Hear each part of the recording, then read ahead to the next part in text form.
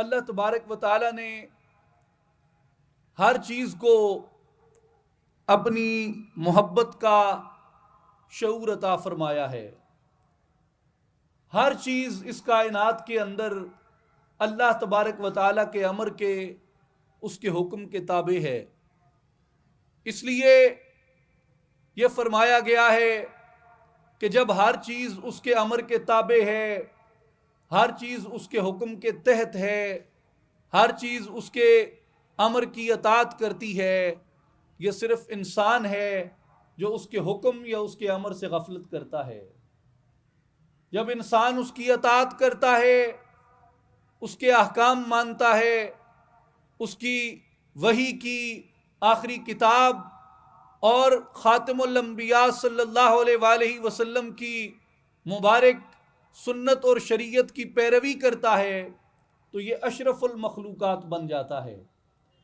لیکن جب یہ اللہ تعالیٰ کے احکام سے، اس کے فرامین سے روگردانی کرتا ہے، اس سے پیچھے ہٹتا ہے، سرکشی کرتا ہے، غفلت کرتا ہے، کوتاہی کرتا ہے، تو پھر اس کے لیے قرآن مجید نے کہا کہ یہ اسفل السافلین بن جاتا ہے، سب سے نیچے گر جاتا ہے. میرے بھائیوں اور بزرگوں، اگر آپ غور کریں قرآن مجید کے اندر تو آپ کو یہ معلوم ہوتا ہے کہ اللہ تعالیٰ نے ہر ایک چیز کو بینائی عطا کی ہے، ہر ایک چیز کو شعور عطا کیا ہے، اور ایسی چیزوں کو بھی بینائی اور شعور عطا کیا ہے جن کے بارے میں ہمارا یہ خیال عام طور پہ نہیں ہوتا کہ شاید یہ بھی شعور رکھتی ہوں. مثال کے طور پہ آپ ہوا کو دیکھیں، اللہ تعالیٰ نے ہوا کو شعور عطا کیا ہے. اگر ہوا کے اندر بینائی نہ ہوتی، ہوا کے اندر شعور نہ ہوتا تو قوم عاد میں عذاب کے مستحقین اور مومنین کے درمیان ہوا کس طریقے سے امتیاز کرتی. آپ آگ میں دیکھیں، آگ میں عام جسم کو ڈالیں وہ جل جاتا ہے. اللہ نے آگ کو شعور دیا کہ اب عام جسم نہیں، تیرے اندر میرا خلیل آ رہا ہے. آگ خلیل پہ گلزار بن جاتی ہے. اللہ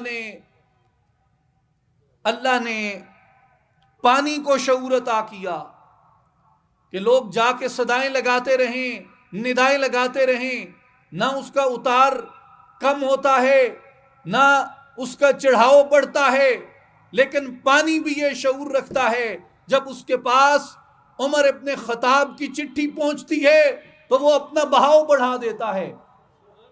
اللہ نے پتھروں کو شعور عطا کیا، پہاڑوں کو شعور عطا کیا. قرآن بتاتا ہے کہ ہم نے پہاڑوں کو، پتھروں کو داؤد علیہ السلام کا ساتھی بنایا. نبی پاک صلی اللہ علیہ وآلہ وسلم کے ہاتھ میں کنکر کلمہ پڑھ کے آپ کی گواہیاں دیتے. نبی پاک علیہ السلام نے فرمایا احد پہاڑ سے مجھے محبت ہے اور احد پہاڑ کو مجھ سے محبت ہے. اللہ نے پتھروں کو بھی شعور عطا کیا. آپ نباتات میں دیکھیں، درختوں میں دیکھیں، اللہ نے درختوں کو بھی شعور عطا کیا. ستون حنانہ ایک سوکھا تنا ہے کھجور کا، جس کے ساتھ اوٹ لگا کے نبی پاک علیہ السلام خطبہ دیا کرتے تھے. صحابہ کرام نے نیا ممبر بنایا، حضور اس ممبر پہ تشریف فرما ہوئے. حنانہ کا ستون وہاں سے اٹھا کے ایک سائڈ پہ ڈال دیا جاتا ہے تو کچھ دیر بعد مسجد نبوی کے اندر اونٹنی کے بچے کے رونے کی آواز آتی ہے، جیسے اونٹنی کا بچہ اپنی ماں سے بچھڑ کے رو رہا ہوتا ہے. ترمذی شریف کی حدیث ہے اور کئی محدثین نے اس کو روایت کیا ہے کہ لوگوں نے ادھر ادھر دیکھا کہ اونٹنی کا بچہ کس طرف رو رہا ہے. نبی پاک علیہ السلام نے فرمایا کہ یہ اونٹنی کا بچہ نہیں رو رہا، یہ کھجور کا وہ سوکھا ہوا تنا رو رہا ہے جس کے ساتھ آج میں ہوٹ لگا کے خطبہ نہیں دے رہا. نبی پاک علیہ السلام کے ہجر کا احساس نبی پاک علیہ الصلوۃ والسلام سے دوری کا احساس کھجور کے تنے کو بھی ہے۔ ان چند ایک مثالوں سے میرے بھائیوں اور بزرگوں عرض کرنا یہ مقصود تھا، اللہ تعالیٰ نے ہر ایک چیز کو شعور عطا کیا، ہر ایک چیز کو سمجھنے کی، اطاعت کی صلاحیت عطا کی ہے، اور ہمارے لیے اس بات کو اللہ تبارک و تعالیٰ نے ایک امر کے طور پہ فرمایا ہے کہ میری اس تخلیق کے اندر غور کرو، میری اس تخلیق کے اندر فکر کرو۔ اور قرآن مجید میں بارہا مقامات پہ اس غور کرنے کی، اس فکر کرنے کی اللہ تعالیٰ نے ہمیں تلقین فرمائی۔ ایک مقام پہ خالق عز و جل نے ارشاد فرمایا، اولم ينظروا فی ملکوت السماوات والارض وما خلق اللہ من شیء، کیا انہوں نے نگاہ نہ کی آسمانوں اور زمین کے ملکوت کے اندر، کہ جو چیز اللہ تبارک و تعالیٰ نے کس طریقے سے بنا دی ہے۔ قرآن مجید یہ دعوت دیتا ہے کہ ہر شے کے اندر غور کرو، آسمان میں غور کرو، زمین میں غور کرو، پہاڑوں میں غور کرو، سمندروں میں غور کرو، حتیٰ کہ یہاں تک فرمایا افلا ينظرون الى الابل کیف خلقت، کبھی اونٹ میں غور کرو، ہم نے اونٹ کو کیسا پیدا کیا ہے۔ وَإِلَى السَّمَاءِ كَيْفَ رُفِعَتْ، آسمان میں غور کرو، ہم نے بغیر ستون کے یہ چھت کس طریقے سے قائم کر رکھا ہے۔ وَإِلَى الْجِبَالِ كَيْفَ نُصِبَتْ، پہاڑوں میں غور کرو، ہم نے کس طریقے سے نصب کیے ہیں۔ وَإِلَى الْأَرْضِ كَيْفَ سُطِحَتْ، اور زمین پہ غور کرو، ہم نے زمین کو کس طریقے سے بچھا دیا ہے۔ میرے دوستوں اور ساتھیوں، یہ قرآن مجید آپ کو جس چیز کی دعوت دیتا ہے، جس چیز کی طرف بلاتا ہے، وہ غور کرنا ہے، وہ فکر کرنا ہے، وہ سوچنا ہے۔ آپ اگر تاریخ میں دیکھیں تو تاریخ کے اندر مورخین نے تاریخ کو 3 حصوں میں تقسیم کیا، ایک جدید دنیا اور ایک قدیم دنیا۔ قدیم دنیا وہ تھی جس کے سارے علوم محض تخیلات پہ مبنی تھے، اور جو جدید دنیا ہے یہ امپیریسزم پہ یقین رکھتی ہے، امپیریکل ایویڈنس کے بغیر کسی چیز کو قبول نہیں کرتی۔ تو تخیلات کے درمیان اور امپیریسزم کے درمیان جو برج ہے، فرانسیسی ہسٹورین رابرٹ بریفالٹ نے دا میکنگ آف ہیومینٹی کے اندر تیسرا عنوان قائم کیا۔ اس نے کہا کہ آپ قدیم دنیا کو اور جدید دنیا کو نہیں سمجھ سکتے جب تک کہ آپ اسلام کے سنہرے دور کا مطالعہ نہیں کرتے۔ جو قدیم تاریخ کو اور جدید تاریخ کو جو چیز برج کرتی ہے وہ اسلام کا سنہرا دور ہے، اور وہ یہ کہتا ہے کہ یونانی فلسفہ جو تھا وہ محض تخیلات پہ مبنی تھا، لیکن مسلمان جو قرآن پڑھتے تھے، جس میں قرآن مجید انہیں اشیاء کی ماہیت میں غور کرنے کی دعوت دیتا ہے، انہیں فکر کرنے کی دعوت دیتا ہے، انہیں سوچنے کی دعوت دیتا ہے، تو قرآن کے سوچنے کی دعوت نے مسلمانوں سے یہ کارنامہ سر انجام دیا کہ انہوں نے اس امپیریسزم کی بنیاد رکھی جس کے اوپر آج جدید سائنس کھڑی ہے۔ تو قرآن مجید آپ کو غور کرنے کی دعوت دیتا ہے، آپ کو فکر کرنے کی دعوت دیتا ہے۔ آسمان جیسی بلند چیز کے اندر بھی، پہاڑوں جیسی ہیبت ناک چیزوں کے اندر بھی،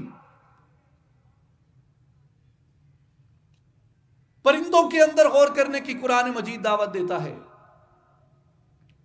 الم يروا الى الطير مسخرات في جو السماء ما يمسكهن الا الله ان في ذلك لآيات لقوم يؤمنون، کیا انہوں نے پرندے کو نہیں دیکھا کہ حکم کے باندھے آسمان کی فضا میں انہیں کوئی نہیں روکتا سوائے اللہ کے، اور اس میں نشانیاں ہیں ایمان والوں کے لیے۔ اب یہ پرندے آپ کے سامنے اڑ رہے ہیں، انہیں اس ہوا میں کوئی روکنے والا نہیں ہے سوائے اس کے امر کے، مگر اس کے اندر غور کون کرتا ہے؟ اس کے اندر غور وہ کرتا ہے جسے اللہ نے ایمان دیا ہے۔ تو گویا ایمان کی نشانیوں میں ہے غور و فکر کرنا۔ جسے اللہ نے ایمان دیا ہوگا، جو دولت ایمان سے مالا مال ہوگا، اس کا سینہ فکر سے سرفراز ہوگا، افکار سے سرفراز ہوگا۔ میرے بھائی اور بزرگوں، میرے دوستوں اور ساتھیوں، اس لیے اولیاء کاملین نے انسان کو مراقبے کی طرف توجہ دلائی، خلوت کی طرف توجہ دلائی، تنہائی کی طرف توجہ دلائی کہ جو تنہائی ہے، جو خلوت ہے، جو مراقبہ ہے، جو سوچنا ہے، جو تنہا بیٹھنا ہے، جو اکیلا ہونا ہے، یہ آپ کو موقع فراہم کرتا ہے غور و فکر کرنے کا، کائنات کے بارے میں سوچنے کا، آسمانوں کے بارے میں، زمینوں کے بارے میں، چرند پرند کے بارے میں، نباتات جمادات کے بارے میں سوچنے کا، ذرات کے بارے میں سوچنے کا کہ کیسے اللہ تبارک و تعالی نے ہر ایک چیز کو شعور عطا کیا، ہر ایک چیز کو اس کی استطاعت کے مطابق فہم عطا کیا، اس کی استطاعت کے مطابق بینائی عطا کی، اس کی استطاعت کے مطابق گویائی عطا کی، اس کی استطاعت کے مطابق اس کے اندر مختلف حصوں کو اللہ نے رکھ دیا۔ اہل ایمان یہ غور کرتے ہیں، اور اس غور کے نتیجے میں پہنچتے کہاں پہ ہیں؟ اس غور کے نتیجے میں وہ پہنچتے اپنی منزل مقصود تک ہیں، اور وہ پہنچتے ان اسباب میں، اشیاء میں، مخلوق میں، خلقت میں غور کر کے وہ اللہ کی توحید کے رازوں تک جا پہنچتے ہیں۔ جیسے قرآن مجید میں اللہ تبارک و تعالی نے یہ ارشاد فرمایا کہ سنوریہم آیاتنا فی الآفاق، ہم انہیں آفاق میں اپنی نشانیاں دکھاتے ہیں۔ ہمارے نزدیک یہ خلا ہے، یہ سبزہ ہے، لیکن جب آپ قرآن کی نظر سے اس سبزے کو اور اس خلا کو دیکھتے ہیں تو یہ محض سبزہ نہیں ہے، یہ محض خلا نہیں ہے، یہ اللہ کی قدرت کی نشانیوں میں سے ہے جن سے آپ کو اس کی معرفت نصیب ہوتی ہے، جن سے آپ کو اس کے اسماء کو، اس کی صفات کو پہچاننے کا موقع ملتا ہے۔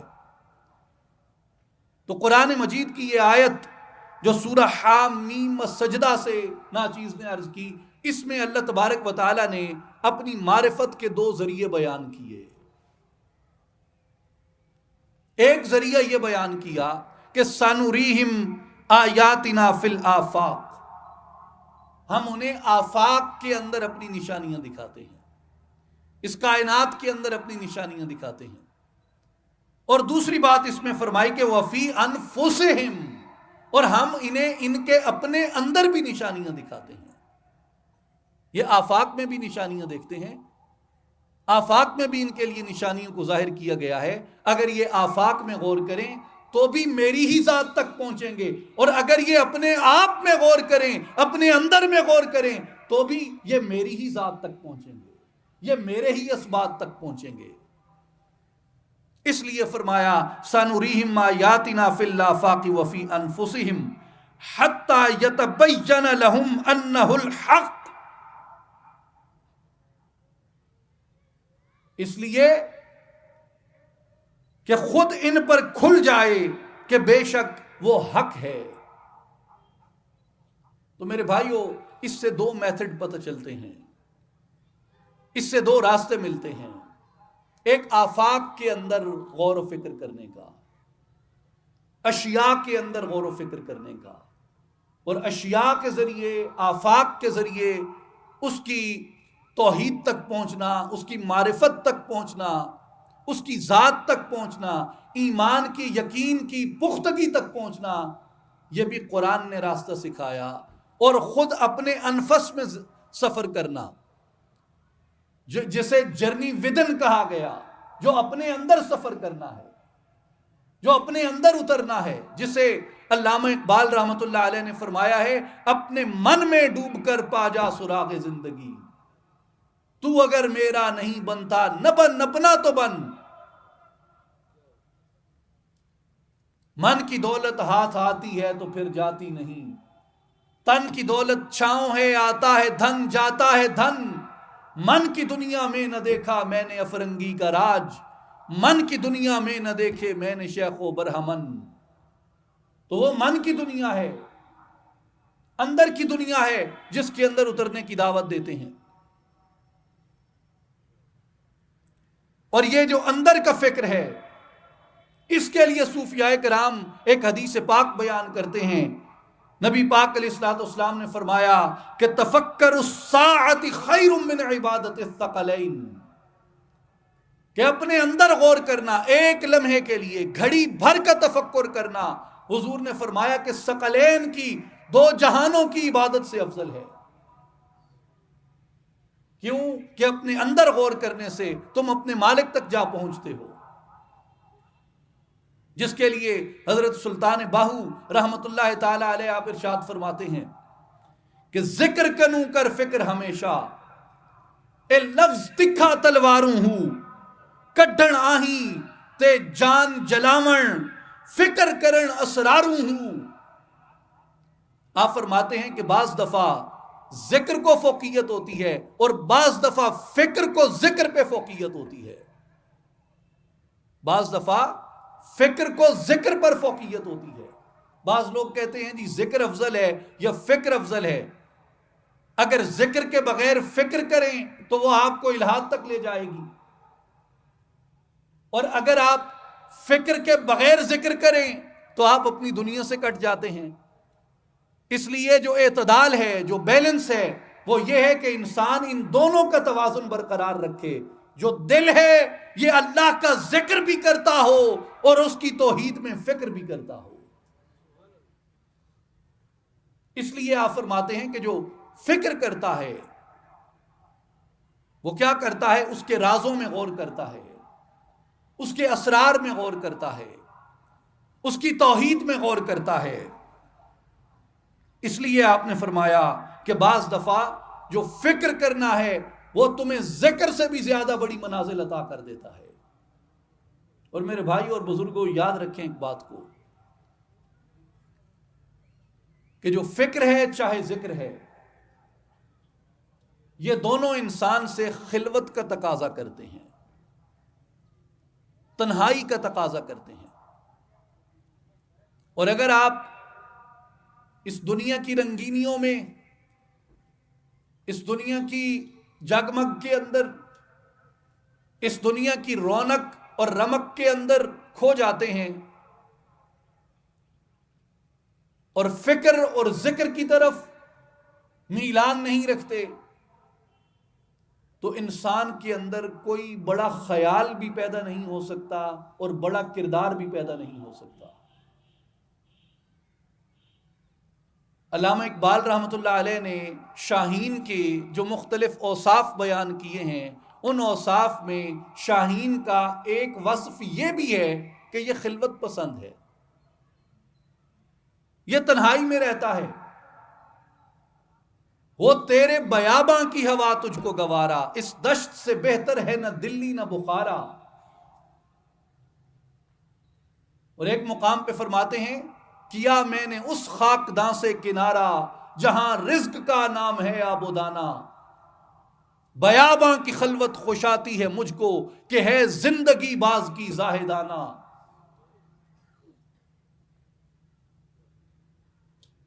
خیابانیوں سے ہے پرہیز لازم، ہوائیں ہیں ان کی بہت دل برانہ، ہوائے بیاباں سے ہوتی ہے کاری جواں مرد کی ضربت غازیانہ۔ غازی کی ضرب کہاں پہ کاری ہوتی ہے؟ ہوائے بیابان کے اندر، جہاں اسے تنہائی میسر ہے، جہاں اسے خلوت میسر ہے۔ اللہ نے حضرت موسیٰ علیہ السلام کو 40 دن کے لیے خلوت میں رکھا، نبی پاک علیہ الصلوۃ والسلام نے غار حرا کے اندر خلوت اختیار کی، اتر کر ہرا سے سوئے قوم آیا اور ایک نسخہ کیمیا ساتھ لایا. ہرا میں کون ہوتا تھا حضور کے ساتھ؟ تنہائی تھی، خلوت تھی. تو ہم جس طرح کی شہری زندگی کے عادی ہیں، ہم جس طرح کی اربن لائف کو پسند کرتے ہیں، یہ ہم سے جو سب سے بڑی چیز چھین لیتی ہے وہ ہماری خلوت ہے، وہ ہمارا اپنے آپ سے مکالمہ ہے، وہ ہمارا اپنے آپ کے ساتھ بیٹھنا ہے، وہ ہمارا اپنے اندر غور کرنا ہے، جسے قرآن مجید نے فرمایا ہے کہ ہم انہیں آفاق میں بھی نشانیاں دکھاتے ہیں اور ان کے اپنے انفس کے اندر بھی نشانیاں دکھاتے ہیں. اولم یتفکروا فی انفسہم، یہ اپنے آپ کے اندر غور کیوں نہیں کرتے؟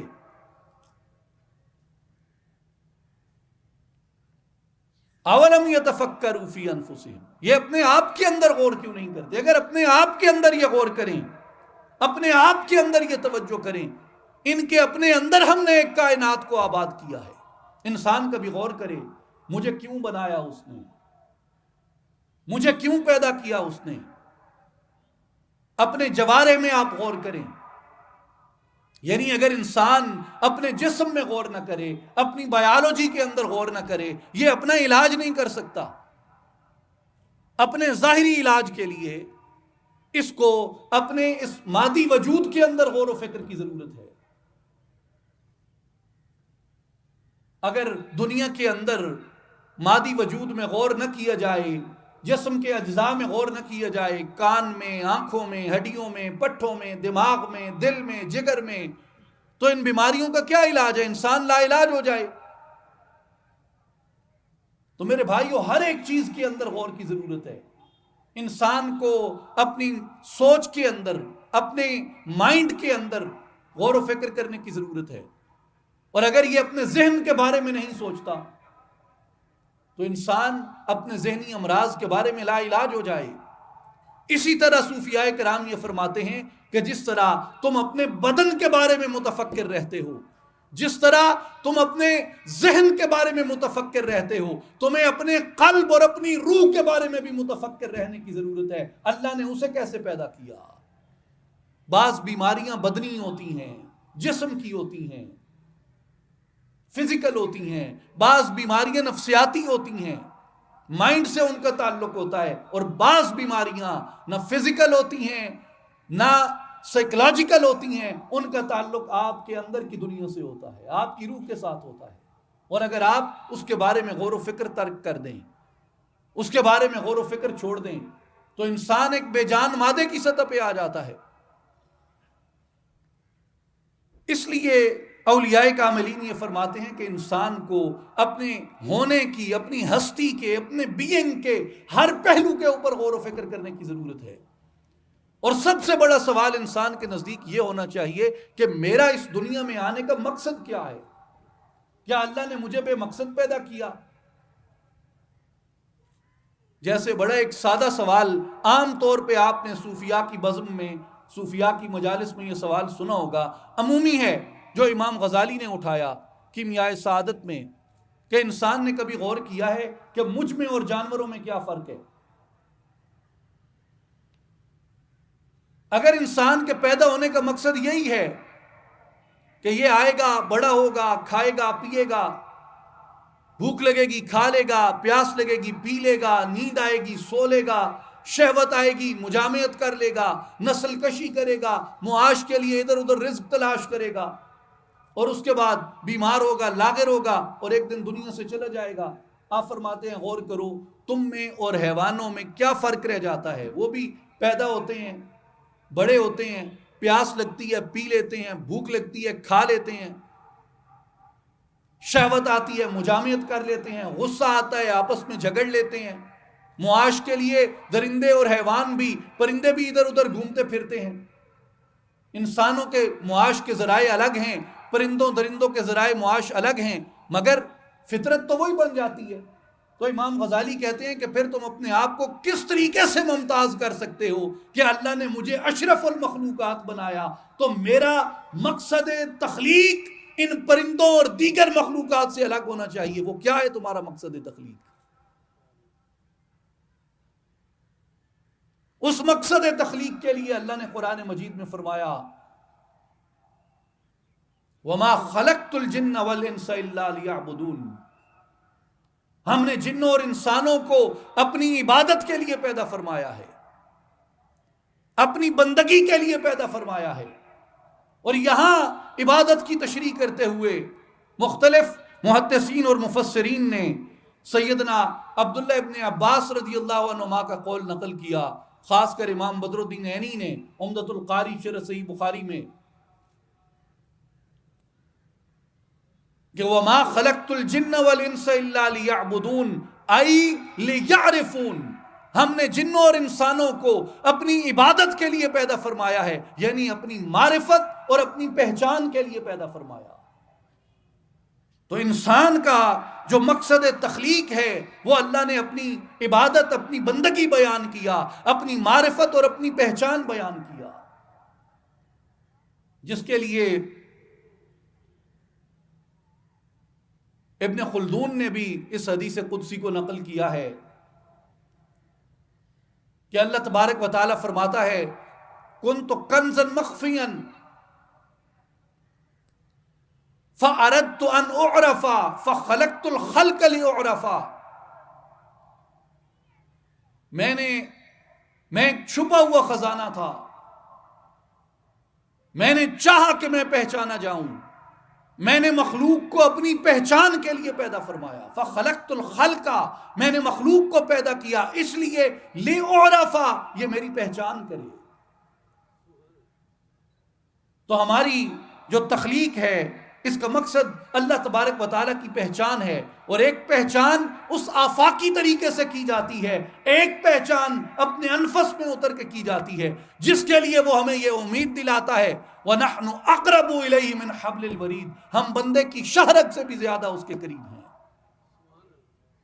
کہاں آ کے رہتا ہے وہ، جسے حضرت سلطان باہو رحمۃ اللہ علیہ فرماتے ہیں نیڑے وسن تے دور سنی من ویڑے نہ ہی وڑدے ہوں، اندروں ڈھونڈن دا ول نہ آیا مورکھ باروں ڈھونڈن چڑھدے ہوں، دور گیا کچھ حاصل نہیں شو لبے وچ گھر دے ہوں، دل کر سیکل شیشے وانگوں یا حضرت باہو دور تھیون کل پر دے ہوں.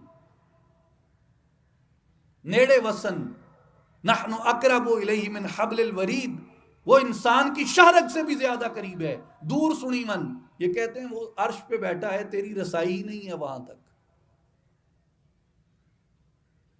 یعنی وہ کہہ رہا ہے کہ میں قریب ہوں، مجھے ڈھونڈو تو صحیح. بٹھا کے عرش پہ رکھا ہے تو نے اے واعظ، وہ خدا ہی کیا ہے جو بندوں سے احتراز کرے.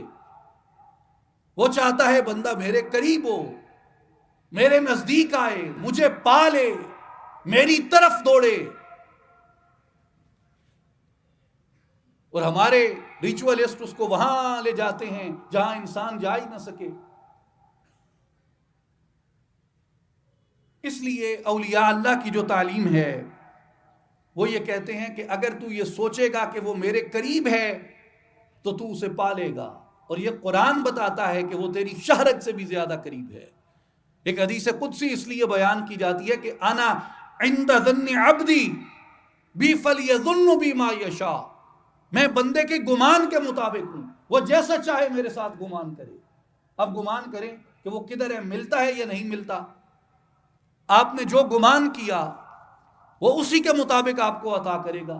آپ نے رحمت کی امید رکھی، قرب کی امید رکھی، معرفت کی امید رکھی، وہ آپ کو کبھی اپنی رحمت سے محروم نہیں کرے گا، اپنے قرب سے محروم نہیں کرے گا، اپنی معرفت سے محروم نہیں کرے گا. لیکن اگر انسان نے اپنا نظریہ ہی یہ بنا لیا کہ میں تو اسے پا نہیں سکتا، میں تو اس تک پہنچ نہیں سکتا، ارے تم نہیں پہنچ سکتے، وہ تو تم تک پہنچتا ہے.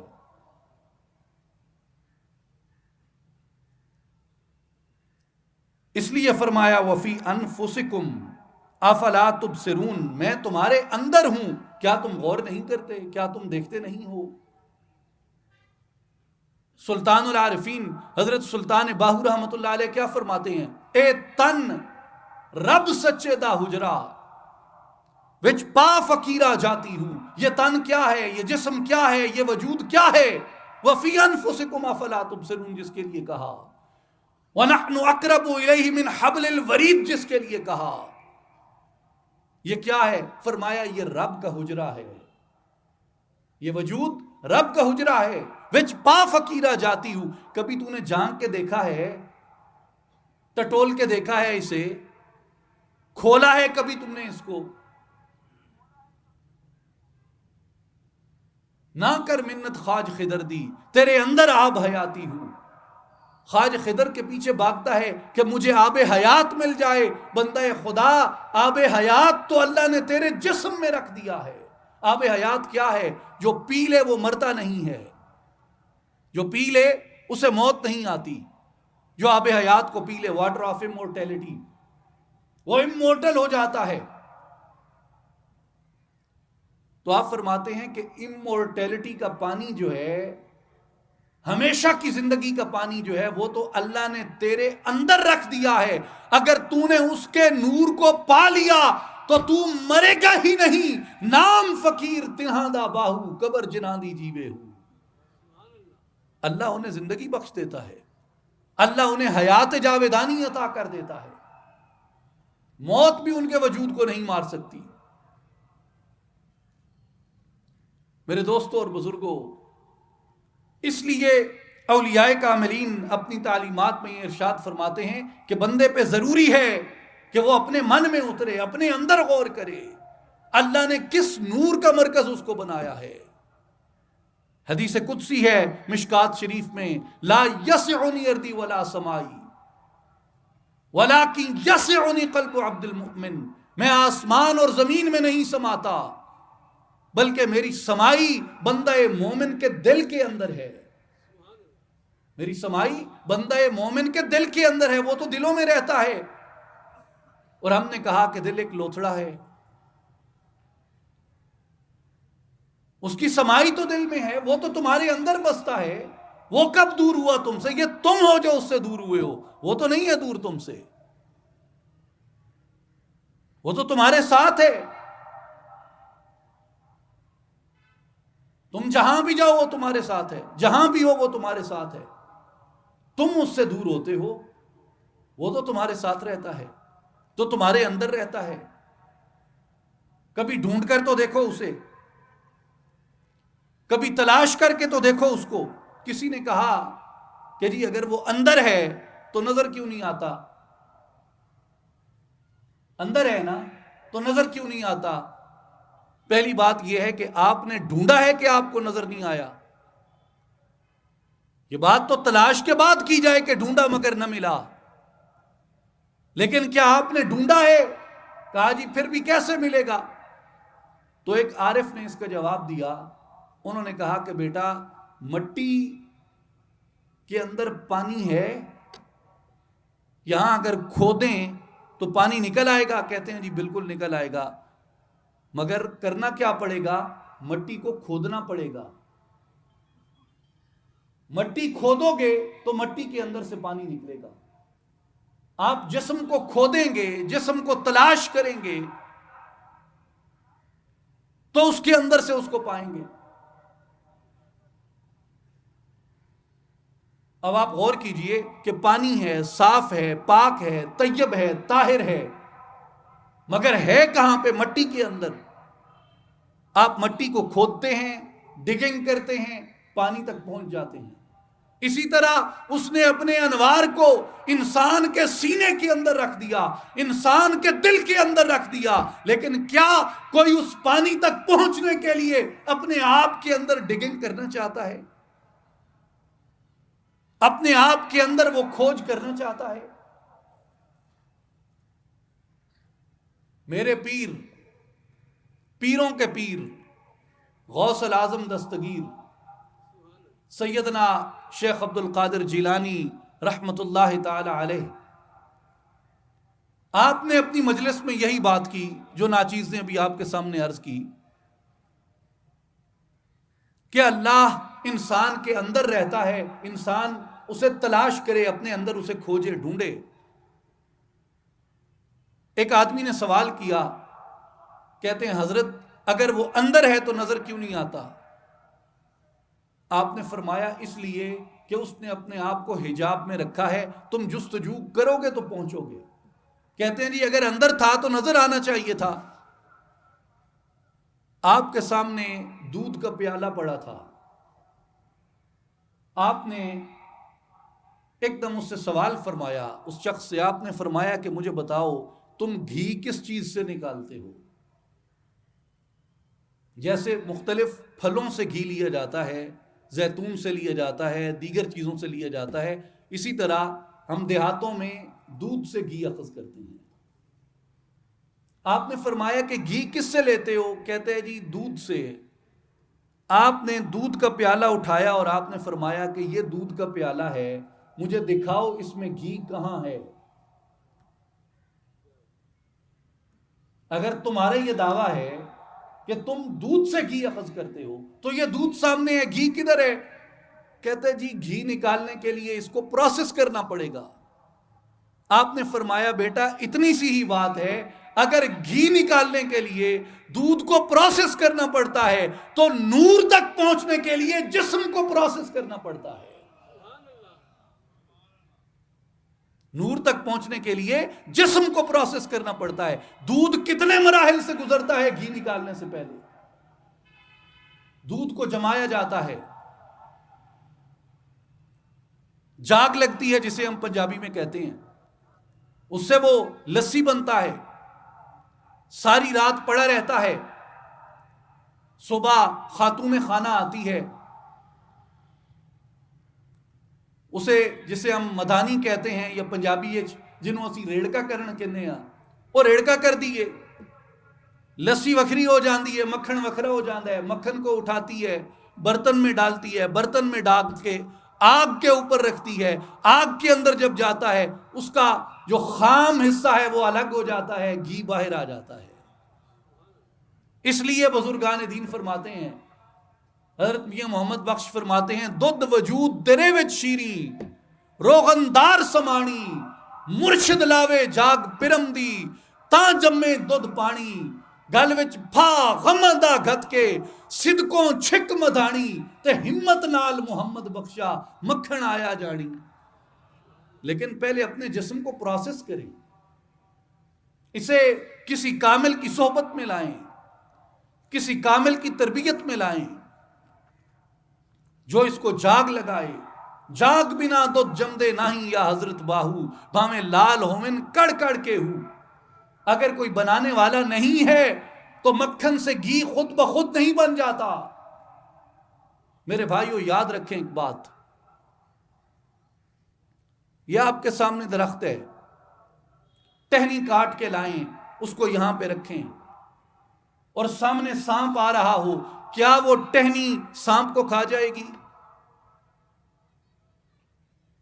کھا جائے گی کیا؟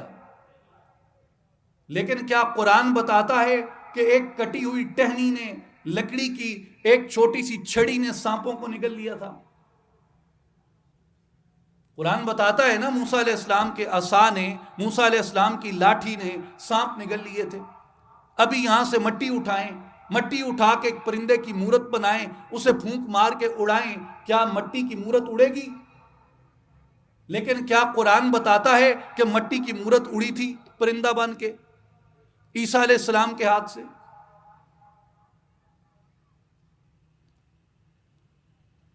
کئی مریض ہیں، معذور ہیں، نابینا ہیں، آنکھیں تھیں اور چلی گئیں، نظر کمزور ہو گئی، آپ اپنا کرتا اتار کے اس کی آنکھوں پہ رکھیں، کیا اس کی آنکھوں کو شفا مل جائے گی؟ کیا یہ طریقہ علاج ہے؟ لیکن کیا قرآن یہ بتاتا ہے کہ یوسف علیہ السلام نے یعقوب علیہ السلام کو کرتا بھیجا تھا اور ان کا کرتا آنکھوں سے لگانے سے شفا مل گئی تھی؟ لوہا ہے، آپ لوہے کو ہاتھ میں پکڑیں اور پھر دیکھتے ہیں کہ وہ موم کی طرح ٹپکتا ہے یا نہیں ٹپکتا؟ ٹپکے گا کیا؟ لیکن کیا یہ ہمیں بتایا گیا ہے ہماری روایت میں کہ حضرت داؤد علیہ السلام کے ہاتھ میں جب لوہا آتا تھا تو وہ موم ہو جاتا تھا، موم کی طرح ٹپکتا تھا؟ اس لیے مولانا جلال الدین رومی فرماتے ہیں کہ ہیچ چیزیں خود بخود چیزیں نشد، ہیچ خنجر خود بخود تیزے نشد. ہر چیز خود بخود نہیں ہو جاتی، ہر خنجر خود بخود تیز نہیں ہو جاتا، ہر لاٹھی سانپ نہیں کھانے لگ جاتی، ہر مورت پرندہ بن کے اڑنے نہیں لگ جاتی، ہر کرتا شفا نہیں دینے لگ جاتا، ہر لوہا موم ہو کے پگھلنے نہیں لگ جاتا، ہر لاٹھی کو سانپ کھانے کے لیے دست موسیٰ کی احتیاج رہتی ہے، ہر مورت کو اڑنے کے لیے دم عیسیٰ کی احتیاج رہتی ہے، ہر کرتے کو شفا دینے کے لیے لمس یوسف کی احتیاج رہتی ہے، ہر لوہے کو پگھلنے کے لیے دست داؤدی کی احتیاج رہتی ہے. مٹی یہی ہے، مگر اس مٹی کو خالص بننے کے لیے کسی دست کوزہ گر کی احتیاج رہتی ہے. انسان یہی ہوتا ہے، مگر اسے انوار تک پہنچنے کے لیے کسی کامل کی توجہ درکار ہوتی ہے.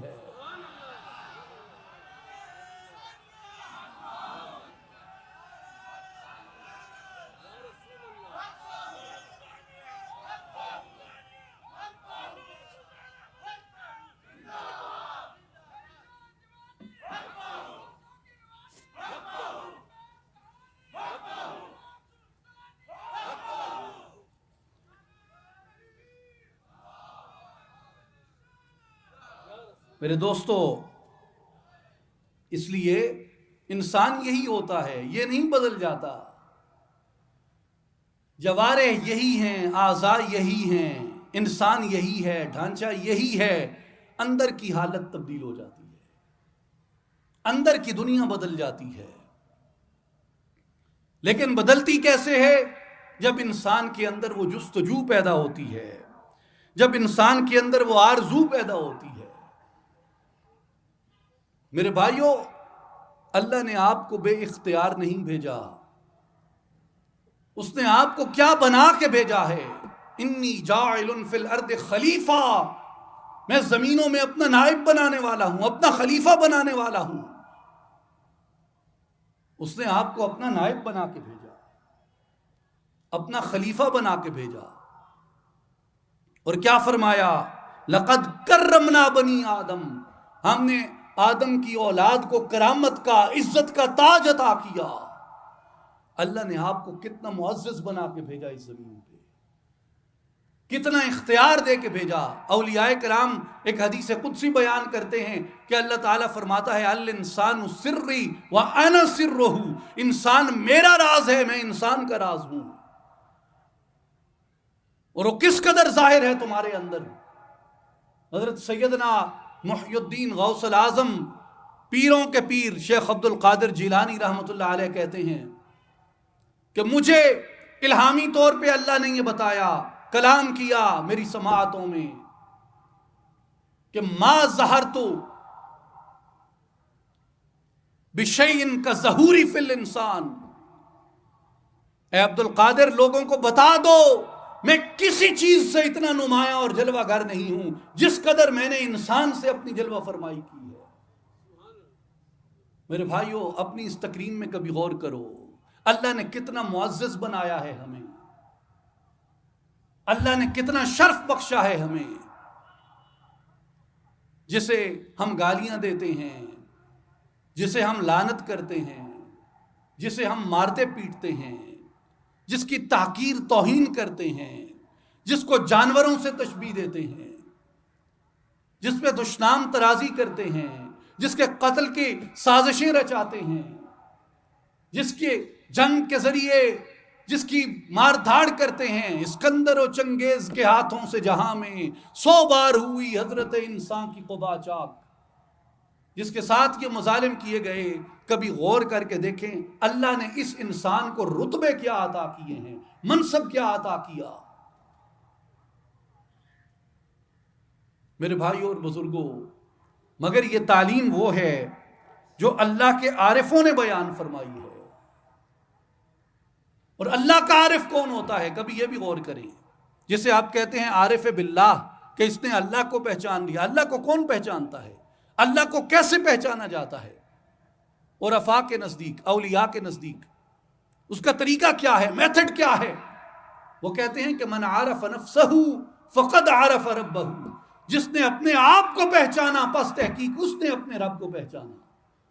اس لیے کہتے ہیں کہ مولا تک پہنچنے کے لیے، اللہ تک پہنچنے کے لیے پہلے انسان کی تکریم سیکھو، انسان کا احترام سیکھو، انسان کا مقام سیکھو کہ اللہ نے اس کو کیا عظمتیں دی ہیں۔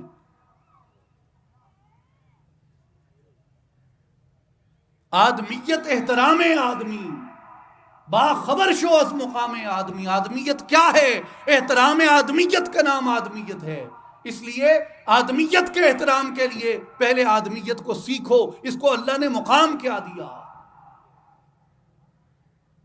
اس ریت کے اندر اس نے پانی بھر رکھا ہے جو طاہر ہے، اطہر ہے، مطہر ہے، پاک کر دیتا ہے اس کو،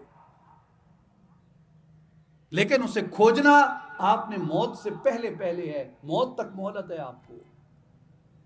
مجھے ایک حکایت یاد آتی ہے، غالباً مثنوی شریف میں مولانا جلال الدین رومی رحمۃ اللہ علیہ نے لکھی۔ وہ فرماتے ہیں کہ ایک آدمی تھا، اسے ایک شخص نے اپنی دکان کرائے پہ دی اور اسے کہا کہ جب تک میں واپس نہیں لیتا اس زمین کے ٹکڑے سے تم جو مرضی کر لو، یہ تمہارا ہے، کرایہ دیتے رہو گے، جب وقت آئے گا تو یہ میں تم سے واپس لے لوں گا۔ وہ درزی تھا، کپڑے سیتا تھا، اور اس نے کبھی کسی طرف توجہ نہیں کی، جو اس کی ایک روش تھی اسی روش پہ وہ چیتھڑے سیتا رہا، ٹکڑے کاٹتا رہا اور ایک طرف پھینکتا رہا۔ کچھ عرصے بعد دکان کا مالک واپس آیا اور اس نے کہا کہ میری دکان مجھے واپس کرو۔ اس نے دکان اسے واپس کی اور اس نے کہا کہ اس کے اندر بھی تم نے کبھی جھانکا تھا، اس کے اندر کیا تھا؟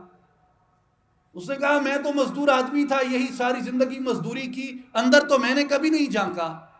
اس نے کہا اے بے وقوف، اس دکان کے اندر، اس کی تہوں کے اندر خزانہ چھپا تھا،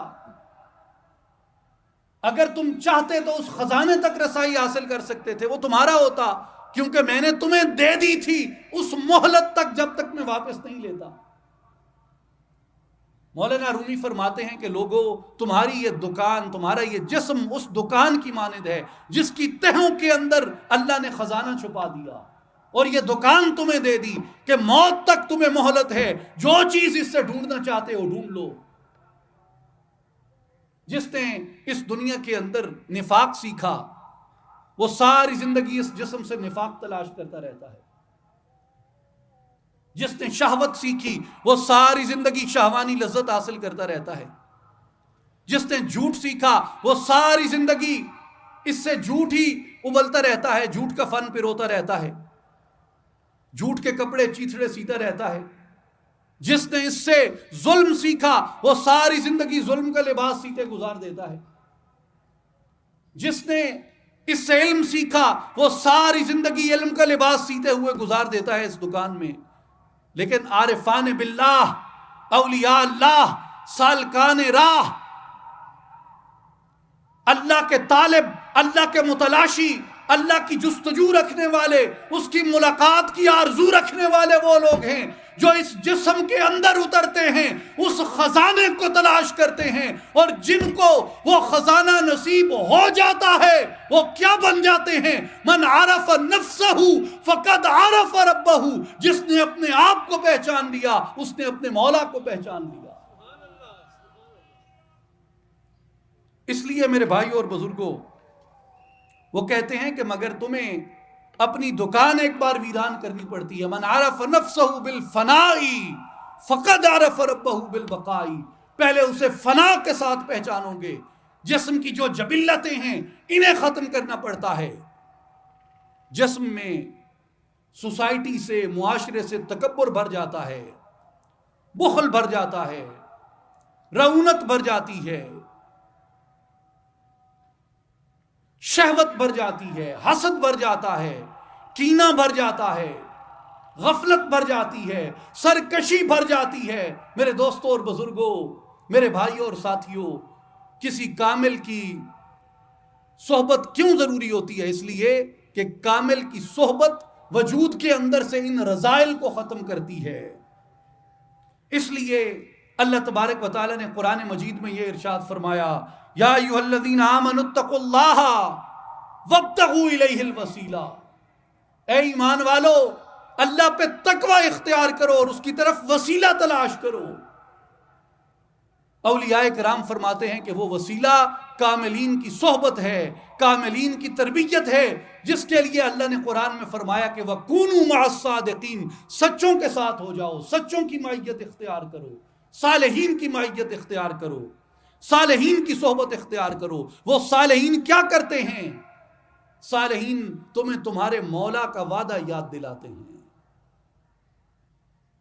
جیسے قرآن مجید میں فرمایا ذکرہم بایام اللہ، انہیں اللہ کے دن یاد کراؤ۔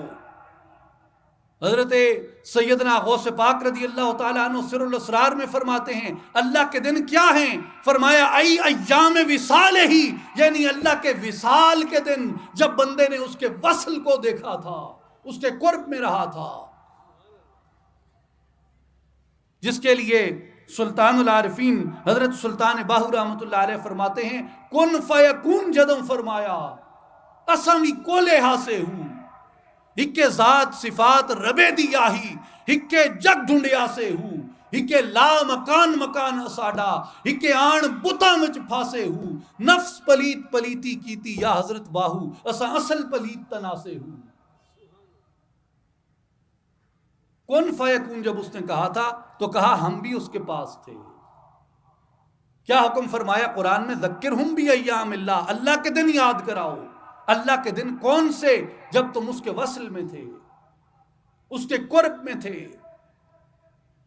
اس کے نور کا طواف کرتے تھے، عالم ارواح میں تمہاری ارواح اس کے انوار کا مشاہدہ کرتی تھی، جہاں اس نے تم سے وعدہ الست لیا اور یہ پوچھا کہ کیا میں تمہارا رب ہوں؟ الست بربکم۔ جب تک روح کو یہ وعدہ یاد نہیں آتا، انسان اس وعدے کو بھولا بیٹھا ہے اس دنیا کے اندر آ کے۔ میرے بھائیوں اور بزرگوں، اولیاء کی تعلیم کیا ہے؟ کہ اپنے اصل وعدے کی طرف لوٹو، جو اپنے خالق سے کر کے آئے ہو، اپنے مالک سے کر کے آئے ہو۔ اور کیا لے کے آئے ہو؟ ایک بار امانت لے کے آئے ہو، ایک امانت کا بوجھ لے کے آئے ہو۔ انا عرضنا الامانۃ علی السماوات والارض والجبال، ہم نے ایک امانت آسمانوں پہ پیش کی، زمین پہ پیش کی، پہاڑوں پہ پیش کی۔ فابین ان یحملنها واشفقن منها حملها الانسان، یہ سب چیزیں اس امانت کے بوجھ کو اٹھانے سے عاجز آ گئیں، پھٹ پڑی، مگر انسان نے اسے قبول کیا، انسان نے اس امانت کو اٹھایا اور اس نے کہا کہ میں اس امانت کو قبول کرتا ہوں۔ اب دنیا میں آیا، وہ اس امانت کو بھول گیا۔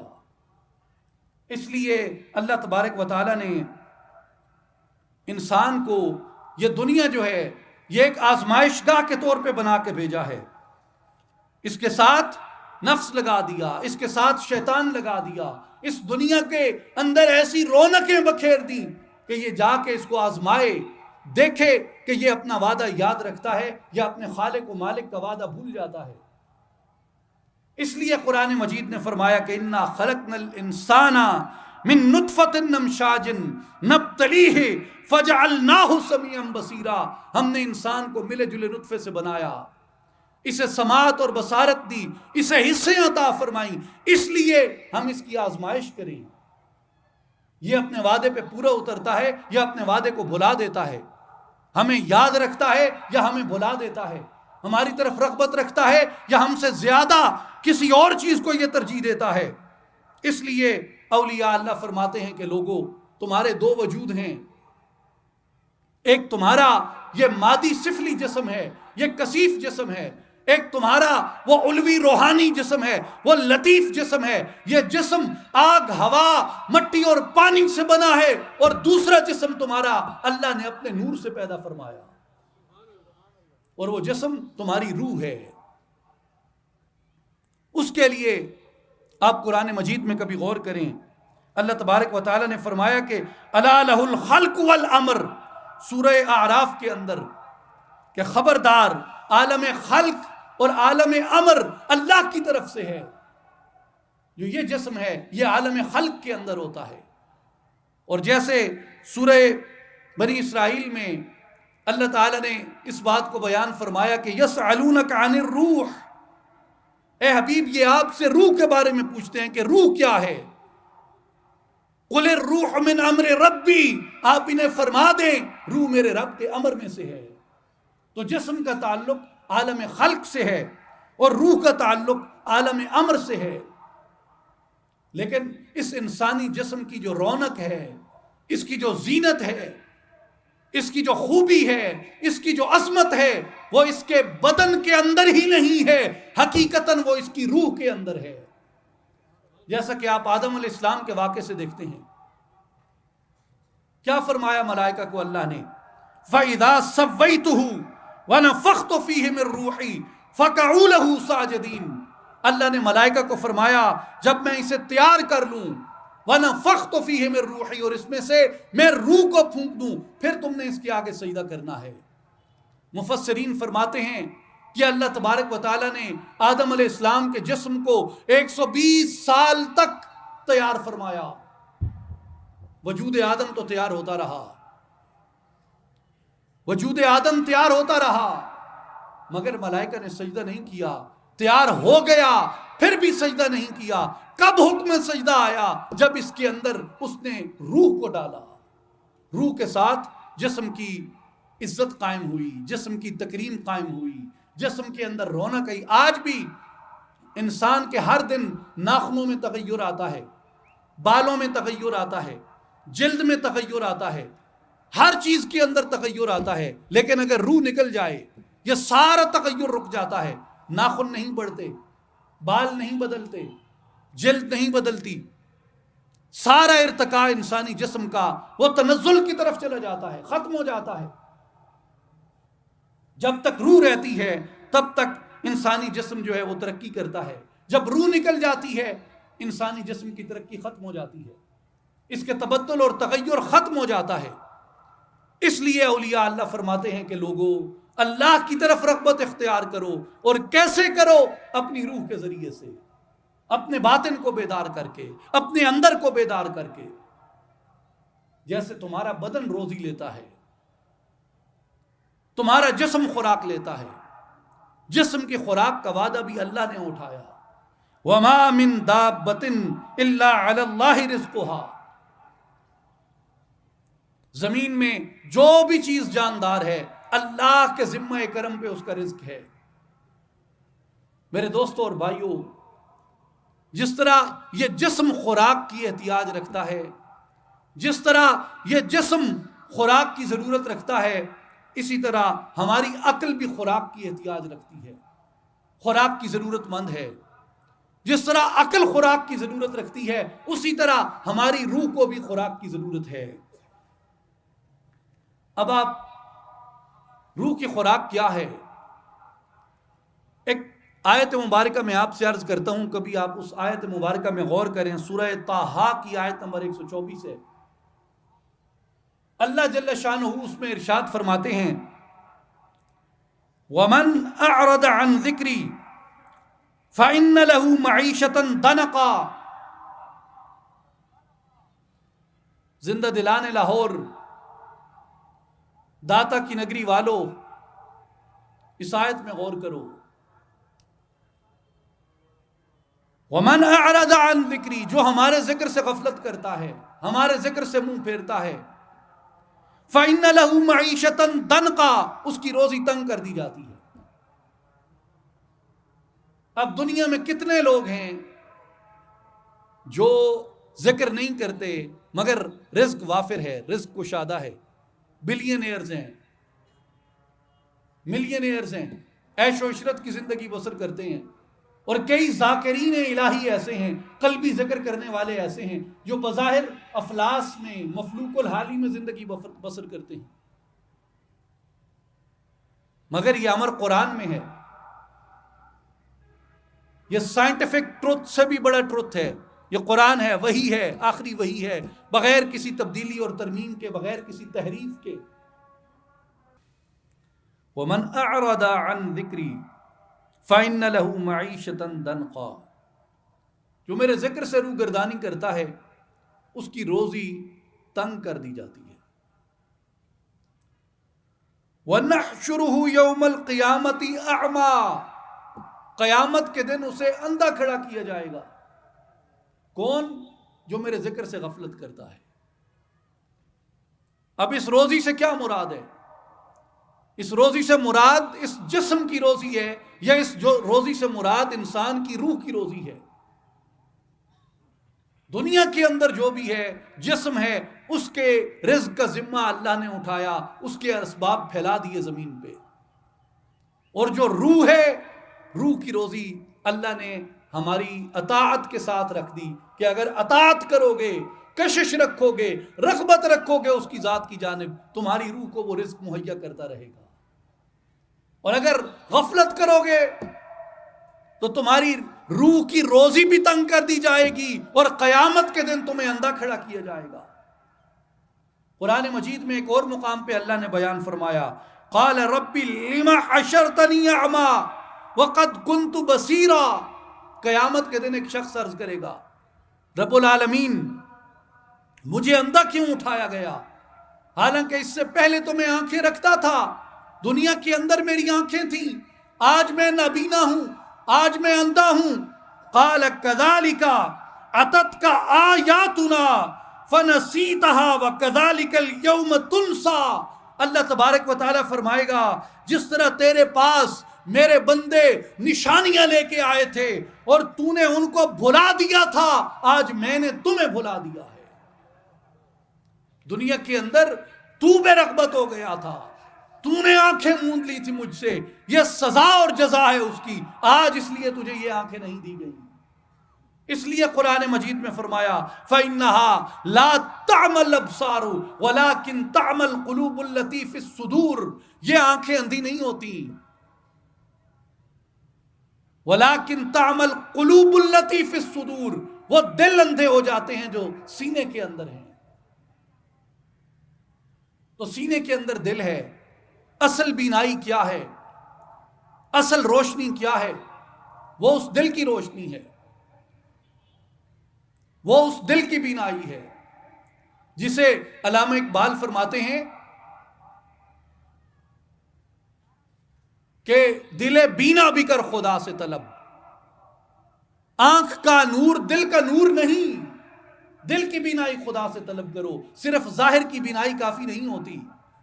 جب تک دل میں روشنی نہیں آتی، جب تک دل میں بینائی نہیں آتی، جب تک دل کو دیکھنے کی صلاحیت اور بصیرت نصیب نہیں ہوتی، اس وقت تک تم اعماء کے اندر شمار ہوتے ہو. اور قیامت کے دن تمہیں اسی زمرے کے اندر کھڑا کیا جائے گا.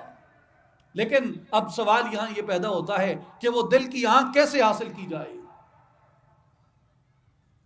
وہ دل کی آنکھ انسان کو کس طریقے سے نصیب ہو سکتی ہے؟ اس کے لیے مولانا جلال الدین رومی رحمۃ اللہ علیہ فرماتے ہیں کہ لوگوں، اگر تم بینائی حاصل کرنا چاہتے ہو تو یاد رکھو ایک وہ مقام بھی آ جاتا ہے جہاں تمہارا کان بھی دیکھنے لگ جاتا ہے، تمہاری ناک بھی دیکھنے لگ جاتی ہے. انسان حیران ہوتا ہے، کان اور ناک بھی دیکھتے ہیں. آپ نے کبھی غور کیا ہے ابیات باہو میں حضرت سلطان باہو جب یہ کہتے ہیں کہ اے تن میرا چشمہ ہوئے تے میں مرشد ویکھ نہ رجا ہوں، لوں لوں دے مڈ لکھ لکھ چشمہ ایک کھولاں تے ایک کجا ہوں. وہ کون سی آنکھیں ہیں؟ اب بظاہر اگر کوئی کان کو کہے کہ تم دیکھو، کان کہے گا کہ میں عالم ہوں، مگر میرا پیشہ اور میرا وظیفہ صورت نہیں ہے، میرا پیشہ اور وظیفہ صوت ہے. میں نے دیکھنا نہیں ہے، میں نے سننا ہے، میں عالم ہوں، میرا فن دوسرا ہے. ناک کو کہو کہ دیکھو محبوب کی زلفوں کو دیکھو، خد و خال کو دیکھو، حسن و جمال کو دیکھو، تو ناک کہے گا میاں میرا وظیفہ مشک و عنبر کو سونگھنا ہے، گلاب کو سونگھنا ہے، میرا پیشہ یہ شیوا، میرا وظیفہ اور کام دیکھنا نہیں ہے۔ مگر جلال الدین رومی رحمت اللہ تعالی علیہ فرماتے ہیں پس بدانی چونکہ رستی از بدن، جب تو اپنے بدن سے اوپر اٹھ جائے گا اس وقت کیا ہوگا؟ گوش و بینی چشم میتاند شند، اس وقت تیرا ناک، تیرا کان، تیرے دیگر اعضاء اور جوارح کے اندر بھی آنکھیں پیدا ہو جائیں گی، تو دیکھنے کی صلاحیت کے ساتھ مالا مال ہو جائے گا۔ لیکن کرنا کیا پڑے گا تجھے اپنے جسم کی اقلیم سے اوپر اٹھ کے اپنی روح کی اقلیم میں جانا پڑے گا، اپنے باطن کو روشن کرنا پڑے گا، اپنے اندر کو کھنگالنا پڑے گا، اپنے اندر کو ٹٹولنا پڑے گا۔ مولانا کہتے ہیں کہ لوگوں غور کرو، موسیٰ علیہ السلام کے واقعے میں اگر کوہ طور کے اندر یہ صلاحیت ہو سکتی ہے کہ وہ اس کی تجلی کا شعور رکھتا ہو اور شعور رکھتے ہوئے پاش پاش ہو جائے اور اسے برداشت نہ کر سکے مگر لرزے میں آ جاتا ہے، رقص میں آ جاتا ہے، مولانا فرماتے ہیں کہ خدا کے بندو اگر پہاڑ کو شعور ہو سکتا ہے، پتھر کو شعور ہو سکتا ہے، کیا بنی نوع انسان کو اس کا شعور نہیں ہو سکتا؟ اگر پتھر بینا ہو سکتا ہے تو انسان بھی بینا ہو سکتا ہے۔ حضرت سخی سلطان باہو فرماتے ہیں تور سینہ چیست دانی بے خبر، تور سینہ سینہ خود را نگر، ہم چو موسیٰ مست شوبر تور خیش، رب آرنی گو تجلی حق نگر۔ تور سینہ کیا ہے؟ اے غافل تجھے معلوم ہے تور سینہ کیا ہے؟ تور سینہ سینہ خود را نگر، تور سینہ اللہ نے تیرے سینے کو بنا دیا ہے۔ تور سینہ کیا ہے؟ تمہارا سینہ ہے، تمہارے سینے کو اللہ نے تور سینہ بنا دیا۔ تور سینہ سینہ خود را نگر، ہم چو موسیٰ مست شوبر تور خیش، حضرت موسیٰ علیہ السلام کی طرح اپنے طور پہ مست ہو، اپنے سینے کی طرف متوجہ ہو۔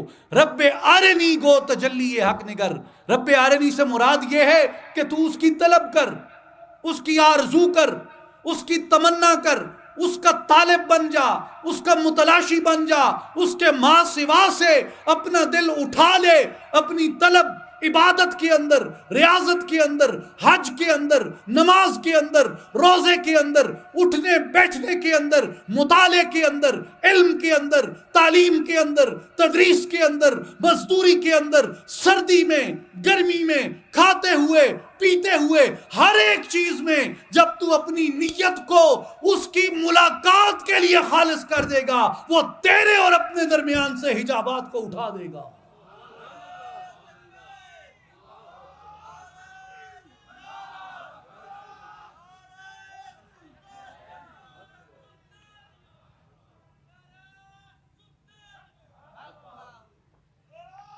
علامہ اقبال کہتے ہیں کہ جھانک آ کر کوچے چاکے گریباں میں کبھی، قیس تو لیلا بھی تو صحرا بھی تو محمل بھی تو، کبھی اپنے اندر جھانک، قیس تو ہے، لیلا تو ہے، صحرا بھی تو ہے، محمل بھی تو ہے۔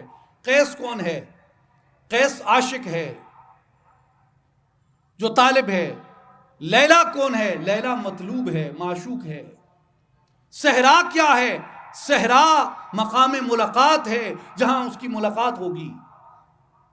اور محمل کیا ہے؟ محمل پردہ ہے اور حجاب ہے۔ علامہ اقبال فرماتے ہیں کہ خدا کے بندو عاشق بھی تم خود ہو اور معشوق بھی تمہارے اپنے اندر جلوہ فرما ہے، اور وہ صحرا جہاں اس معشوق کا لقاء ملے گا تمہیں، اس سے ملاقات ہوگی، وہ بھی تمہارا سینہ ہے۔ مگر ٹریجڈی یہ ہے تمہارے ساتھ کہ وہ جو محمل ہے، وہ جو پردہ ہے، وہ پردہ بھی تم خود ہو۔ تم نے اس پردے کو کیسے اٹھانا ہے؟ اس پردے کو اپنے اندر سے کیسے نکالنا ہے؟ اس پردے کو اپنے اندر سے نکالنے کے لیے مولانا جلال الدین رومی رحمۃ اللہ علیہ فرماتے ہیں کہ دسترا اندر احد و احمد بزن، اے برادر وا راز بو جہل تن. وہ فرماتے ہیں کہ دو مقام ہیں تیرے لیے، ایک تیرے تن کا ابو جہل ہے اور ایک تیرے من کے اندر نور احمدی ہے. اب یہ فیصلہ کر لے کہ تو نے اپنی زندگی اپنے تن کے ابو جہل کے ساتھ بسر کرنی ہے یا اپنے من کے نور احمدی کے ساتھ بسر کرنی ہے. کہاں پہ زندگی بسر کرنا چاہتا ہے؟ جسم کے جو خواص ہیں اس میں تو حسد بھی ہے، حرص بھی ہے، کینہ بھی ہے، شہوت بھی ہے، نفسانیت بھی ہے، سارا کچھ ہے اس کے اندر، سارے عیب ہیں، سب معائب ہیں اس کے اندر، سبھی نقائص ہیں اس کے اندر. تو اتنے سارے عیبوں سے، اتنے سارے نقائص سے تو اسے کیسے پہچانے گا جب تک تو نور احمدی کو اپنا رفیق نہیں بنا لیتا، نور مصطفی کو اپنا رفیق و راہبر نہیں بنا لیتا، نور محمدی کو اپنا پیشوا و مولا نہیں بنا لیتا. اس لیے فرماتے ہیں کہ اپنے اندر سے اس نور کو تلاش کر. جب وہ نور تجھے مل گیا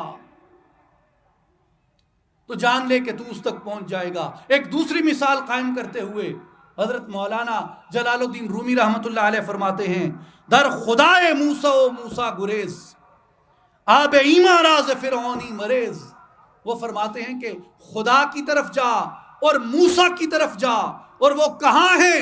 وہ تیرے سینے کے اندر ہیں. اپنے تن کے فرعون کی طرف نہ جا، یہ تن تجھے کبھی اس کی طرف جانے نہیں دے گا.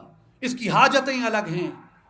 ابھی موقع نہیں ہے، گفتگو اپنے اختتام کو پہنچ رہی ہے، وگرنہ اللہ نے کبھی موقع دیا تو میں آپ کو عرض کروں گا کہ فرید الدین عطار نے منطق الطیر کے اندر جو فطرتیں بیان کی پرندوں کی، جو ایکسکیوزز بیان کیے کہ وہ سی مرغ کو پانے کے لیے کیوں نہیں جانا چاہتے، وہ اپنے بادشاہ سے ملاقات کا اشتیاق کیوں نہیں رکھتے، انہوں نے جھوٹے بہانے تراش رکھے ہیں.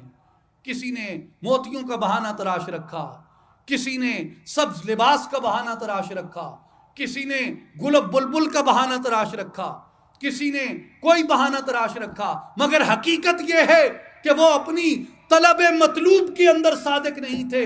بندہ جب اپنی طلب مطلوب کے اندر صادق ہو جاتا ہے تو مطلوب پکار کر یہ کہتا ہے میرے بندے تو ایک بالشت میری طرف آتا ہے، میں ایک قدم تیری طرف آتا ہوں. تو نعرہ تکبیر، نعرہ رسالت، نعرہ خلافت، نعرہ حیدری، نعرہ غوثیہ، نعرہ سلطانیہ، میری جان جوانی، سانسوں کی روانی، میری پریم کہانی، نعرہ سلطانیہ، حضور جانشین سلطان الفقر حضرت سخی سلطان محمد علی صاحب، نعرہ سلطانیہ. تمام احباب نہایت محبت سے تشریف رکھیں. جانشین سلطان الفقر حضرت سخی سلطان محمد علی صاحب، سرپرست اعلیٰ اصلاحی جماعت و عالمی تنظیم العارفین دربار عالیہ سلطان العارفین حضرت سخی سلطان باہو رحمۃ اللہ تعالی علیہ ہمارے درمیان جلوہ فرما ہیں. اور یہ ہماری خوش بختی ہے کہ ہم آپ کی موجودگی میں اپنے دلوں کو اپنے مولا کی طرف راغب کر رہے ہیں. تنہائی میں ذکر اللہ افضل ہے، مسلمانوں کا، مومنین کا مل کے ذکر کرنا اور بھی افضل ہے، اور اللہ والوں کے اور صالحین کے ساتھ بیٹھ کے اللہ کا ذکر کرنا اس سے بھی افضل ہے. تو یہ ہمارے لیے سعادت اور خوش بختی ہے. قرآن نے بھی یہ حکم فرمایا ہے کہ فَاسْأَلُوا أَهْلَ الذِّكْرِ إِن كُنتُمْ لَا تَعْلَمُونَ، اہل ذکر سے پوچھو جب تمہیں کوئی بات معلوم نہ ہو. میرے بھائیو، جو ذکر ہے وہ ہماری مٹی کو سونا بناتا ہے، جس کے لیے اللہ نے قرآن میں فرمایا کہ وَفِي السَّمَاءِ رِزْقُكُمْ وَمَا تُوعَدُونَ، تمہارا وہ رزق آسمانوں میں ہے جس کا تم سے وعدہ کیا گیا. اور وہ رزق کیا ہے؟ وہ رزق اس کا ذکر ہے. جب انسان وہ ذکر کرتا ہے انسان کی جو روح ہے یہ آباد ہو جاتی ہے. تو بات یاد رکھیں، میں اختتام کر رہا ہوں اسی دعوت کے ساتھ کہ آپ اپنے مولا اور مطلوب کی طلب کریں۔ وہ کہتا ہے تم میری طرف ایک بالشت آتے ہو، میں تمہاری طرف ایک قدم آتا ہوں، تم میری طرف ایک قدم آتے ہو، میں تمہاری طرف 10 قدم آتا ہوں، تم میری طرف ارادہ کرتے ہو، میں تمہاری طرف چل پڑتا ہوں، تم میری طرف چل کے آتے ہو، میں تمہاری طرف دوڑ کے آتا ہوں۔ میرے بھائیوں، زندگی کسی نہ کسی طلب میں تو گزرنی ہی ہے۔ وہ طلب خد و خال حسینان میں گزرے، یا وہ طلب حور و رضوان میں گزرے، یا وہ طلب مال و زر میں گزرے، کسی نہ کسی طلب میں زندگی رہتی ہے۔ کامیاب وہ ہے جس کی زندگی اللہ کی طلب میں گزری، اللہ کی تلاش میں گزری، اور جو جس چیز کو طلب کرتا ہے اس چیز تک پہنچ جاتا ہے۔ اپنے دل میں طلب الہی پیدا کریں، اور جسے اقبال نے کہا کہ بحق دل بند و راہ مصطفیٰ رو، اللہ سے دل لگائیں اور حضور کی سنت و شریعت کی پیروی کریں۔ اور جو طریقہ ہے اپنے اندر میں سفر کرنے کا، وہ حضرت سلطان باہو رحمۃ اللہ علیہ فرماتے ہیں، میں نہایت اختصار سے آپ کو عرض کرتا ہوں، وہ ذکر اللہ ہے۔ کیسے ذکر کریں؟ انسان کے 2 سانسیں، ایک اندر جاتا ہے، ایک باہر آتا ہے۔ ہونٹ، آواز اور زبان بند ہوں، یعنی ہونٹ جنبش نہ کریں، زبان جنبش نہ کرے اور آواز نہ نکلے۔ جب اندر سانس لیں تو سانسوں سے ملا کے پڑھیں اللہ، اور جب باہر سانس لیں تو سانسوں کے ساتھ ملا کے ذکر کریں ہو اللہ، ہو اللہ، ہو اللہ، ہو۔ انسان جب یہ ذکر کرتا ہے، اس کا جسم، اس کی روح، اس کی پوری ہستی وہ اللہ کے ذکر میں ڈھل جاتی ہے۔ تو جب یہ ذکر کرتا ہے، اس کائنات کے اندر جو نور کی قوت ہے یہ اس کو اپنی جانب کھینچتا ہے اور خود اس کی جانب کھینچ کے جاتا ہے، تو اس سے وجود میں نور پیدا ہوتا ہے۔ میرے بھائیوں اور بزرگوں، ہمارے مرشد کریم یہی نور کی دعوت دینے، اللہ کی دعوت دینے، شوق عشق الہی کی دعوت دینے ہمارے مرشد کریم آپ کے ہاں تشریف لاتے ہیں۔ اور یہ جماعت، اصلاحی جماعت، حضرت سلطان العارفین سخی سلطان باہو کے آستانہ عالیہ سے یہی پیغام لے کے چلی ہے کہ لوگو اللہ کی طرف آؤ، ففروا الی اللہ، اللہ کی طرف دوڑو۔ جو مولا کو طلب کرتا ہے وہ خیر کو پا لیتا ہے۔